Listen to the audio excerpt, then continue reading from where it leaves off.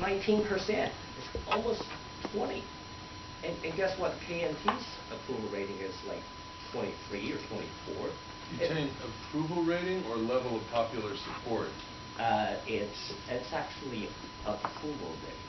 Yeah. But does that imply the percentage of people that would vote for it in the next election?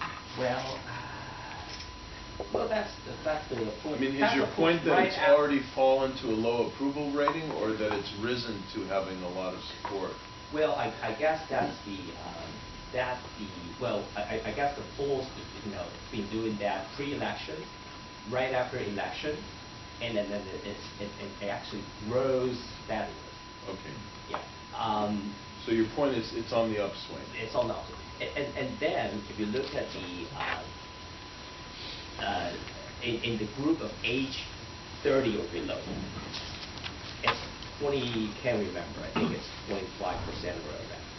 So what that tells you that this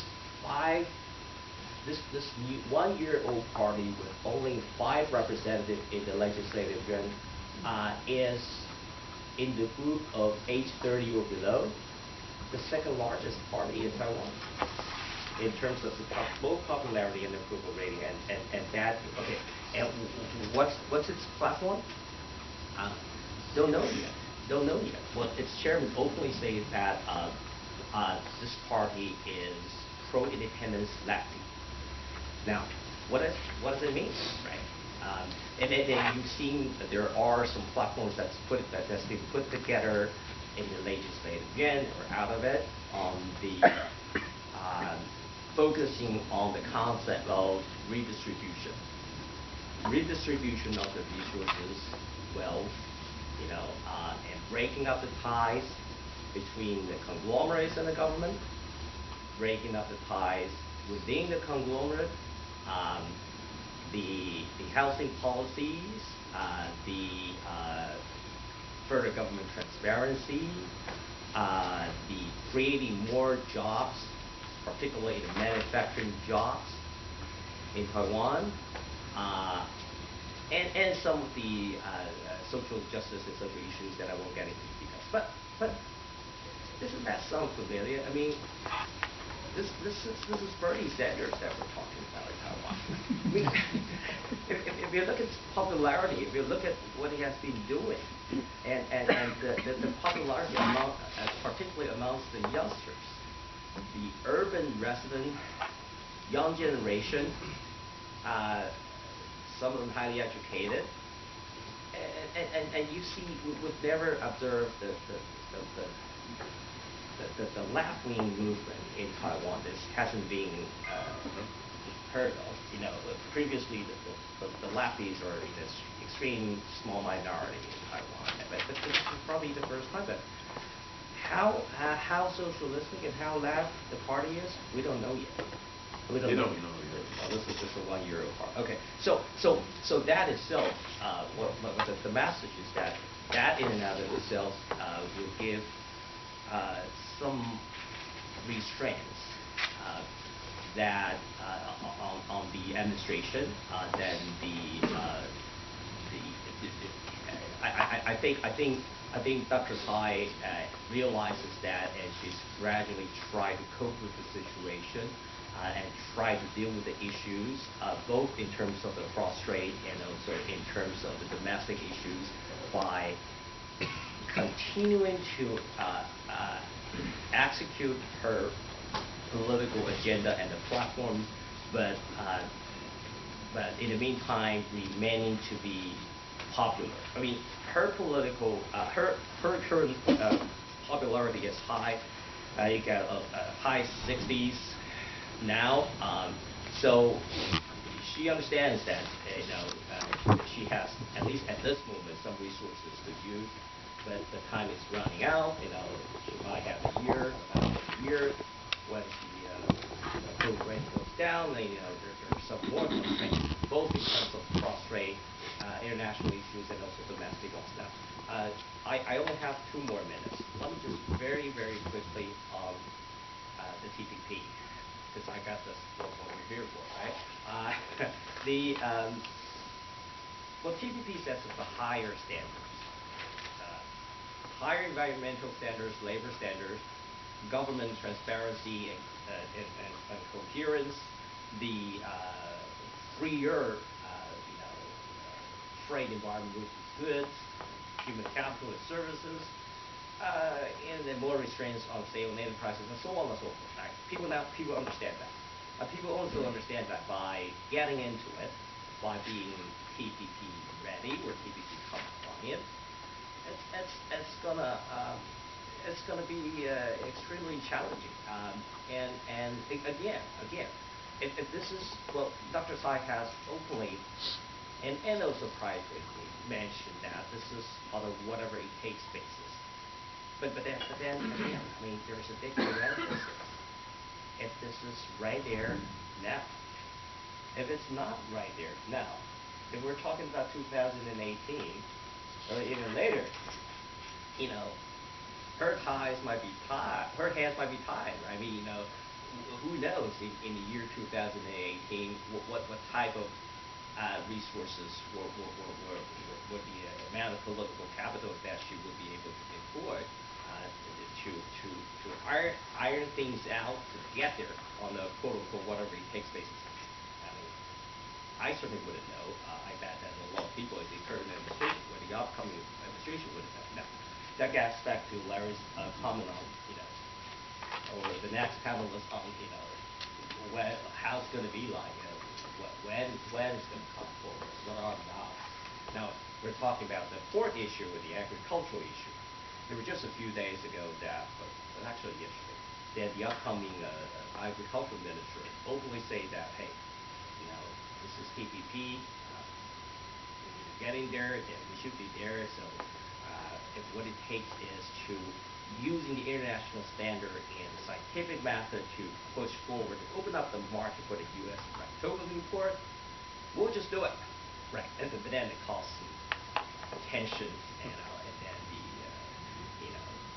the upcoming cabinet is forced to make some further remarks by setting up the standards and all that. But you can see the clear message there that this is really whatever it takes basis. Either fourth issue as a precondition and not part of the TPP consultation. I think the upcoming administration will just do it, will just push forward on. Now, but they're having some rough relationship between the USTR, the Trade Subcommittee on Ways and Means on House on one hand, and then the administration on the other hand, on the speed issue and on many others. There's some trust issue, there's a credibility issue, there's some rough relationship going on. But I think with the changing some personalities in the USTR on one hand, and then with, I don't know, the possibilities that there might be some shake-up on which party's going to control the House, that type of things. And here, there's some changing administration. So I was hopeful, in an optimistic way, that the roughness in terms of the trust and the trust relationship between the trade negotiators on both sides will be at ease, to say at least. So I think now, if to close up, just for my 15-minute remark, and I'm thrilled and delighted to further discuss later. If this is on a whatever it takes basis, right? If this is right around the corner, I don't think domestic obstacles are huge. Knowing that Tsai has an enormous amount of, at this moment, political capital to deploy, but time is running up. Time might be running up given the challenges domestically and internationally that she will be facing. So I guess a billion-dollar question is that when it's going to happen, if it's going to happen, and then when that happens, in terms of the TPP readiness and the compliance, I think this upcoming administration of DPP will, in my observation, do whatever that are needed to get there, and that means that this party would not going to remain that popular. But if this is what needs to be done, I think the administration will be doing. So I guess just to close up, I think the challenging environments remains there, but we'll see how it goes. All right, thanks. Great, Stephen. Thank you so much for your that very strong lead-off presentation. I believe this is the first time I've heard, but I'm not saying it's inappropriate for you to have done so, but I believe this is the first time I've heard an analyst of the politics and policy of an incoming presidential administration say that time is running out before the president has even been elected. But I mean, that's the world we live in, with a kind of merciless and hypercritical and very, very volatile public opinion, and that's why I say it may not be inappropriate. So Kristy, if you now want to join us here, we're very honored to have Kristy Su coming here from Taipei. She's director of the Taiwan ASEAN Studies Center at an institution I think you all know, the Tsinghua Institution for Economic Research, where she serves as an associate research fellow. She's also an advisor to several trade associations, including the National Federation of Industries and the National Federation of Commerce of the Republic of China, Taiwan, and she's focused in her work on women's participation in the economy, international trade law, obviously relevant today, and of course trade relations in the Asia-Pacific region. She's going to talk about Taiwan's preparation for its TPP application and the challenges for the new government. Maybe you'll also have a perspective on the issue that Stephen raised about when Taiwan thinks it might realistically be able to submit an application. But anyway, Kristy, the floor is yours. Yes, thank you, Larry, for the introduction, and I'm honored to be here. And I was initially asked to talk more about domestic obstacles facing Taiwan's TPP application, but I would rather make it broader so that we can cover more issues, including TPP and cross-strait relations and the RTP and others, so that people here, friends here, know more about Taiwan's position and Taiwan's strategic shaping. So I'll talk more about the progress of preparation after 2013, when we had the first conference, and I'll focus more of the progress after the sunflower movement. Okay, so in the past years, the Taiwanese government has been doing certain things, different approaches to promote Taiwan's position in the participation of regional economic integration. Three approaches. The first approach is, of course, the cross-strait relations. Okay, this has been done to the signatory of the EFTA in 2010, and followed by the investment agreement, which had no problem at that time for passing the Congress. So the investment agreement was passed and then implemented. And then the problem happened with the services agreement, and also the progress with the negotiation of the agreement of the free trade agreement of goods also stalled or postponed from time to time according to the development of cross-strait relations.